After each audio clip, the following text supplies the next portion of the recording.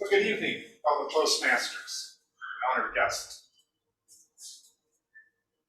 Conventional wisdom says that the American pastime is baseball. I would add that baseball is a metaphor for life itself. Metaphor is a thing regarded as representative or symbolic of something else. That's the definition of a metaphor. Thus, baseball is representative or symbolic of life itself.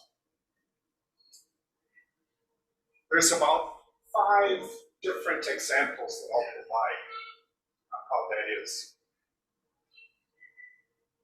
Baseball is a game that is noted for long, long stretches of boredom,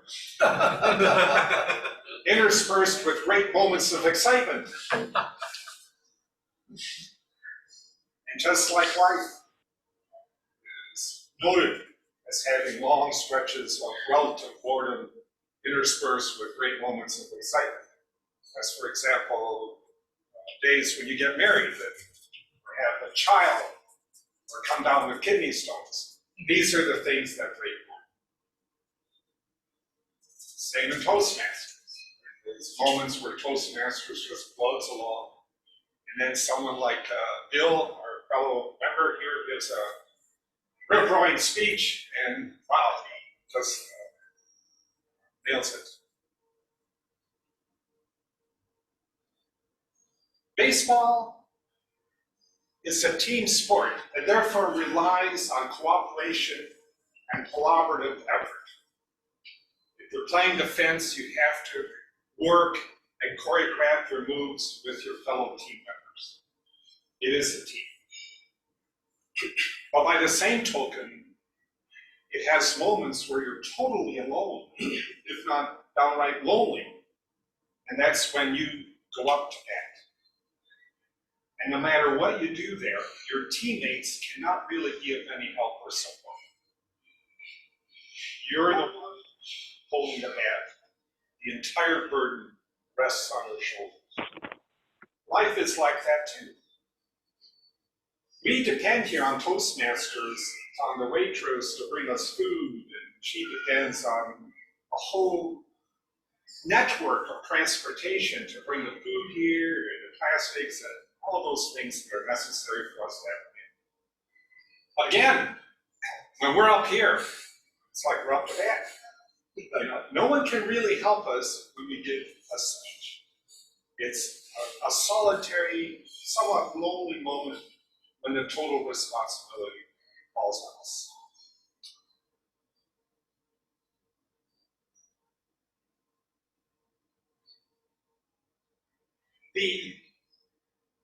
Being a bat can be very stressful because you have fans who are making judgments about your performance. That's the case in baseball. But also as human beings, we have performances that the people in the stands that are representative of our friends, perhaps our critical parents, our disenchanted wife or husband, they're in the stand either rooting for you or booing.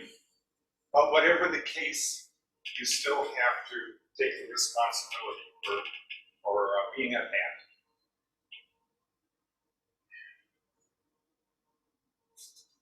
Baseball is a game of imperfection. In reality, baseball clubs pay their imperfect baseball players. In fact, if they're batting .280, most of the time they're losers, but they're getting high payment for batting imperfectly, or less imperfectly than the next guy. And I think life is like that too, that really when you think about it, there's very few things that we have to do that demand perfection, other than stopping at red lights. Or if you're a neurosurgeon, be very careful during the surgery. Baseball is not dominated by a clock. as are sports for instance like basketball, football, or hockey. Baseball goes with innings. And just like there's 9 innings in baseball, a human being's lifespan is about 70 to 90 years, almost equivalent to innings. And sometimes, as life has it, the game is rained out, or you die at age 45 of a heart attack, like the restaurateur here in Detroit, Budges, last week. A very sudden and unfortunate occurrence for him and his family and friends. But it did happen. His game's over. And then there's other people like St. Paul's mother-in-law who went into extra innings. She went into overtime. And how wonderful is that?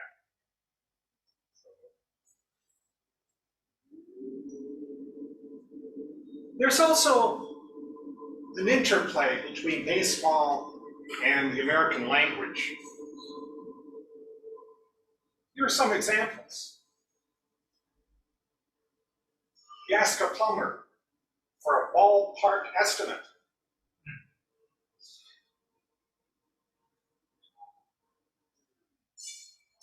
You might refer to Jeff Bezos as a big hitter.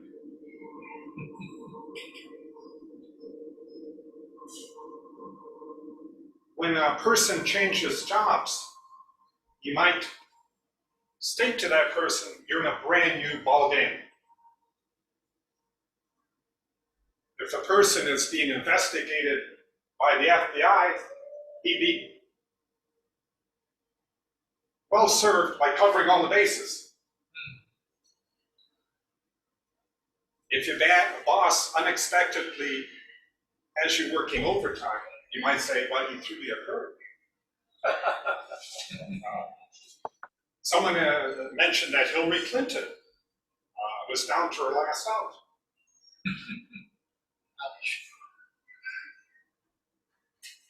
When someone failed at getting the job they wanted, you might say that he struck out at his job interview.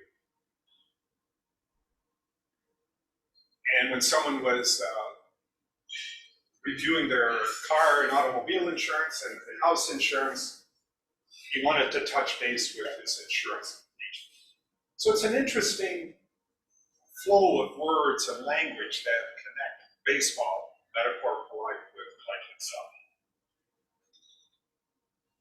In conclusion, it's my opinion that it doesn't matter so much whether you win or lose, either at baseball, but just to celebrate the fact that you're in the game. And that applies to life as well. You don't have to be a billionaire, millionaire, or even particularly successful, but that your attitude, your appreciation of being in the game itself is very important. It reminds me of the New York Mets when they first came into the league years ago. They lost and lost and lost. But you know what? I don't think there was any player on that team who say, I want to play here. On some level, they had some kind of pride and satisfaction and appreciation of the fact that they were in the game. So, in conclusion, I urge you all to play ball. Urge you all to play life. Thank you.